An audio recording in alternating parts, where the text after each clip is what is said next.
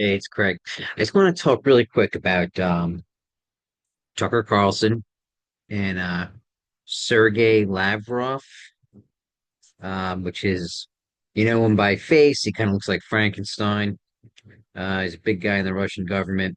Sergey Lavrov looks like Frankenstein. His technical job title is, which is killer, but besides that, is Minister of Foreign Affairs of the Russian Federation. Basically, he's a liar for Russia, and he kills people.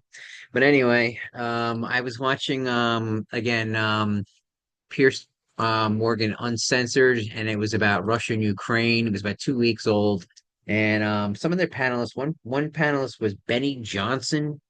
Apparently, he is, I believe, a conservative YouTube influencer or commentator who's got a podcast. Apparently, he's pretty popular. He's got a couple million subscribers. So, and also on the panel was Jake Broe, who is a YouTuber that talks about the Russia-Ukraine war quite a bit, who's actually quite educated. But the thing I want to point out is that number one, on this panel, Jake Broe totally knows what he's talking about. He's pro-Ukrainian. I don't know what his background is. He could be Ukrainian. I mean, he doesn't sound Ukrainian. He doesn't have an accent or anything, but he does a good job. If you watch his YouTube channel, it's quite good. It's thorough. It's accurate. You don't have to question what he's telling you. Whereas this Benny Johnson was arguing about Ukraine. This guy has no clue what he's talking about, and that's what I wanted to bring up. Is that you know when I watch somebody on YouTube, and a lot of people, when they watch somebody on YouTube or on TV, they see him as an authority figure and they see him that the information that they're providing to them is from a person of authority who's giving you the right information. And that is not accurate at all.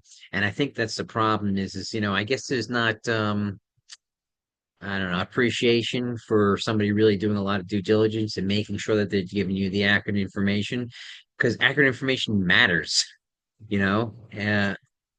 You know, standards matter, fact checking, things like that, making sure that the information you're providing is accurate, verifying from different sources, things like that. And this Benny Johnson, who has a big following, and I'm on a lot of the Facebook political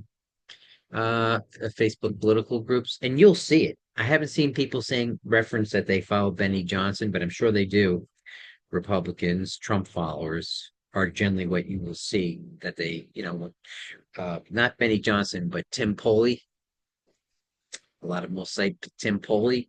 Well, Tim Poley is what they call a useful idiot, in that the Russians used him to disseminate propaganda. They gave him a big check from behind the scenes, and he was out there, pushing out Russian propaganda. So when people come, they say, "Oh, there's bio weapons labs in Ukraine," and trying to say that America's got bio weapon labs in Ukraine, and pointing fingers at America. And where'd you hear it? I heard it on Tim Poley. I heard it on Benny Johnson. Well, Tim Poley specifically got a big check from the Russians to put out that bullshit.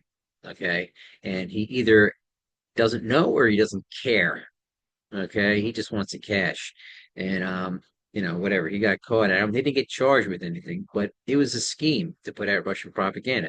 So what you'll see on the Facebook political groups, if you'll see people arguing things like, well, it was all about the expansion of NATO. I mean, obviously, it has some truth to it, but is it, they'll put out things like, the U.S. promised not to expand NATO and all this stuff. It's all bullshit. So anyway, that's my point. But in addition to that, is after that was over, YouTube, and I'm going to try not to curse on these, but YouTube then auto fed, right? Autoplay, like we all get. And the autoplay was Tucker Carlson, Sergey Lavrov interview. Okay. So, which is propaganda because I don't know what's going on with Tucker Carlson, but somebody really needs to open up an investigation to go to that guy's money. Okay, because it smells pretty bad. I mean, he's in Russia right now. Why do they let him in Russia? Because he's going to do a pro-Russian piece on, why Russia's right. Ukraine used to be their part of Russia, and it's really their land. 'Cause it used to be part of Russia, like Alaska used to be part of Russia. Are we going to give Alaska back to Russia? No. I mean, come on. This is ridiculous.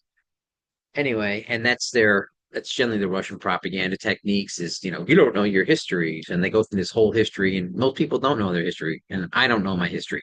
So they go through this whole thing that you have no idea what you're talking about. And you're supposed to go, oh, I guess you're right. So that's how propaganda works. Like, the reason why Ukraine really should be Russian is because they speak Russian. No, they actually don't. They speak Ukrainian. Okay, but nobody knows the difference. You know what I mean? So um, but my what really bothered me is YouTube fed me an interview by Tucker Carlson and Sergei Lavrov, which is totally Russian propaganda. So YouTube is helping the Russians by feeding people autoplay Russian talking points of why America is bad, why America is wrong, when the real fact is Russia invaded Ukraine, which is not an aggressive country, and started bombing apartments with people living in them. Started bombing the infrastructure. That's what happened. They made a run for the capital right away and they got stuck, which was totally lucky for Kiev. But I'm just saying. So I'm just shocked. Google is feeding Americans Russian propaganda through their IA code. It's outrageous. It's absolutely outrageous. And tell Tucker Carlson he can stay in Russia.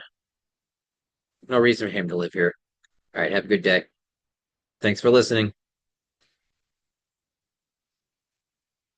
I appreciate it. Seriously. If you have anything you want to say, just feel free to comment in the bottom. I appreciate it.